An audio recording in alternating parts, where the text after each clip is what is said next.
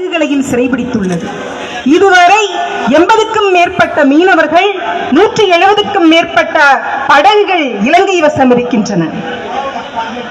தமிழக மீனவர்கள் கைது செய்யப்படுவதும் அவர்களுடைய படகுகள் அரசுமயமாக்கப்படுவதும் தொடர்ந்து நடைபெற்றுக் கொண்டிருக்கின்ற ஒரு இன்னலான சம்பவம் இந்த நாட்டிலே இருக்கின்றது.